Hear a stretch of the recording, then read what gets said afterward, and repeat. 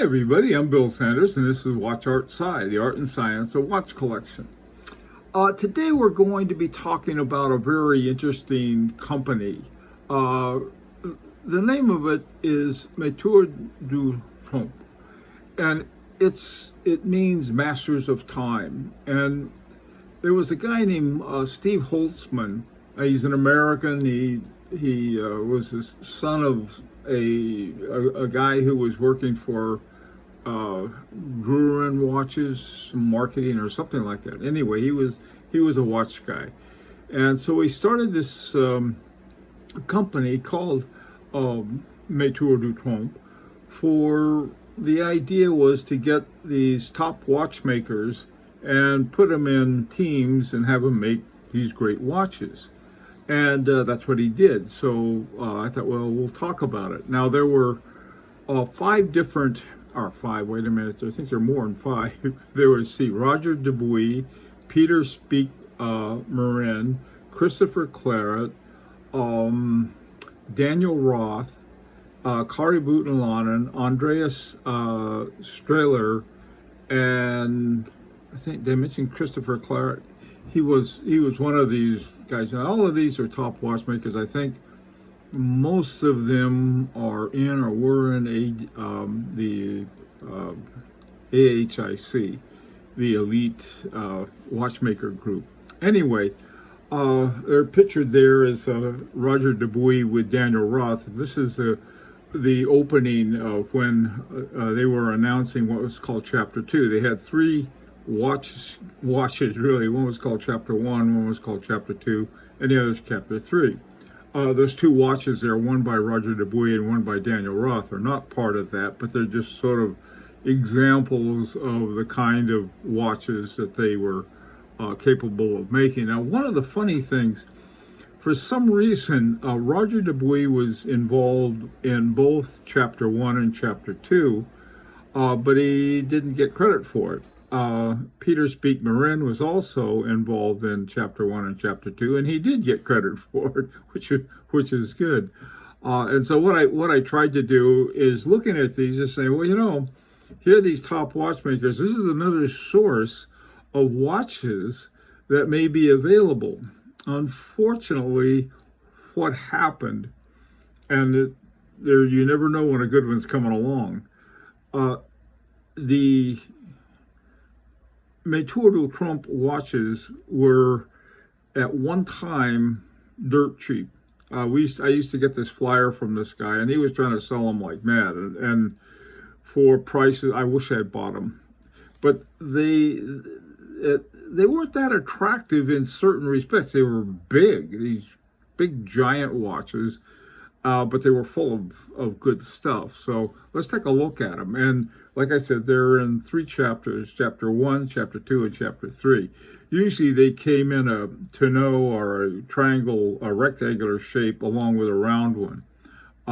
Some were just round. So let's take a look at them. Now, the first one is Chapter 1. Now, this is the one that Roger Dubuis was involved with. He didn't get credit for it, but that's neither here nor there right now because we know Roger was involved.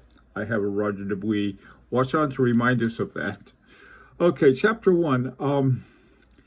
This watch at the bottom, you can see they had the days of the week, great big suckers. And so this was the first one they did. And looking at watches by Peter Speak Marin and Christopher Claret, Peter Speak Marin has some pretty good, watches that are pretty well priced. None of the Maîtres du Temps were originally. They were way up there, $70,000, $80,000, $90,000. But then they, like I said, they didn't sell that well, and so the prices were pretty low for a while, but now people rediscover them, they're back up. But it's also a chance for us to rediscover some really good watchmakers that maybe we can find a good one that's a good deal on.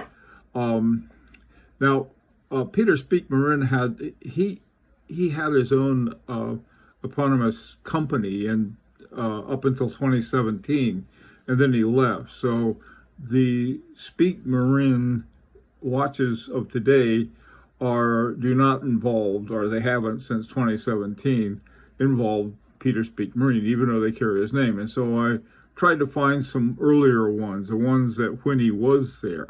One I found was called the Vasheda.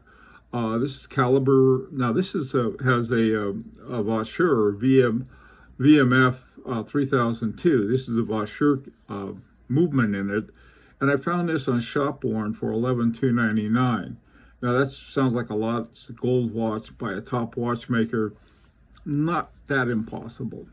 Now Christopher Claret, on the other hand, his stuff is extremely expensive. The least expensive one I found was one of the models of the Mastero, caliber DMC 16, 3 hertz, 21600, 7-day hand wound, 2 series mounted barrels. Series mounted means that one poops out, the other one takes over. $68,000. Now that's the cheapest one. Some of them are over, I think, over $500,000. Top watchmaker, but that's the whole point here. If somebody trips over one, or let's say a chapter 1 is somebody doesn't realize its value, and I know most of you wouldn't take advantage of someone like that. I would. So they may be out there. Okay, chapter 2, again, this is one that involved Roger Dubuis, and again, Peter Speak Marine, but this time Daniel Roth. Daniel Roth is one of my very favorite watchmakers. He's still making watches, but he makes exactly what he wants, and they cost a bundle. But that's okay. He's earned it. For those of you who aren't familiar with Daniel Roth, he was the guy who really, when the Chaumet brothers bought Breguet was on its last leg. They're ready to fail as a watch company. Along comes the Chaumet brothers with a lot of money, and they brought in Daniel Roth. Also, too, for a while, Michel Parmigiani worked on Breguets with him. And he sort of brought it back to what Breguet is today. Peter Speak Marine is just flat out great watchmaker. He has if you haven't seen it, he has something called the Naked Watchmaker, and it's a deconstruction, takes apart all of these great watches and shows us how they work. He also has I think it's like a watchmaking series of courses. Good stuff. This is the chapter 2. Now the chapter 2, for some reason, was not as expensive, and I think you can still find some for a pretty decent price out there. And again, I'm talking about this is the new prices in a way have become a moot point because the company's not around anymore. Now, in looking at here's the round version of the chapter 2, and oh boy, Jean Daniels Nicholas. Okay, this is Daniel Roth's new company. The company name Daniel Roth came to be owned by somebody else, and I think Bulgari owns it now, so he can't use his own name, which is sort of too bad. So he has a name, I think, of his wife and his son and himself. That's what he calls it, Jean Daniel Nicholas. And he has these tourbillons, the 2-minute repeaters. This one shown there is 160,000 Swiss franc. Very expensive. He can afford to do what he wants now, and because he's got customers lined up waiting for his stuff. Now, another one I found, since Peter Speak Marine was also involved in this one, I found another watch that I really like called the Spirit Collection Wing Commander. This is in a caliber. Now, this is a caliber that Speak Marine developed himself, called the Timeless 1024. Hand finished mechanical self-winding movement, 4 hertz. Now this one I found for $9,500, which was the list price. And right now they're selling them at the list price. For a while I saw a bunch of these watches on Touch of Modern, and they were all discounted, but I think as more and more people are discovering them, one of the good things, I guess, call it that, about the pandemic, a lot of people, there weren't very many watches coming out, so collectors started really looking at some of these other watchmakers and discovered some really, really good ones, like Peter Speak Marin. Now, the third one this is another one. I remember that thing, it came down, and the guy who was trying to sell it, this thing had, I think the original price was $88,000 on it, on the Chapter 3, and this was done by Kari Voutilainen and Andreas Steller. Now, a couple things about this that sort of I like. This one has a Straumann hairspring and escapement. Those are by H. Moser. I think, what's it called? They have their watchmaking arm or their movement-making arm of H. Moser. Precision Engineering is the name of it. So that was the Straumann hairspring, in my opinion, is one of the best out there. Just fantastic. And so Kari Voutilainen and Andreas Steller, they probably use it in their own watches too. Now this one, the caliber, they call it SHCO3. I'm not sure what that's for, but it was the first completely in-house Maitres du Temps movement. And the way they made it, it was also first one by Voutilainen for any other watch company other than his own. And they worked together on it. Voutilainen did most of the movement, and Steller the integrated conical gearing system, and that increased the efficiency of the mechanism for the opening and closing reveal. Now, what was revealed were the moon and the dates and some other things like that. Really an amazing watch. I just have the movement here. Let's take a look at the watch. Now, they only had the round version. I didn't see any of the tonneau versions like they had in some of the other ones. And this is, well, they call it Chapter 3 Reveal. And I think that's because they had some things that were, you close up and open up again. $93,000 was the original price of it. And like I said, this was one of the watches that came and people were like, nah, I don't like it for some stupid reason. Like we all had. And I wish I'd grabbed it then, but you know, I wish I'd grabbed a lot of other watches too. Now, Andreas Steller and Kari Voutilainen still are making watches that are just amazing watches. Andreas Steller has done a lot of things.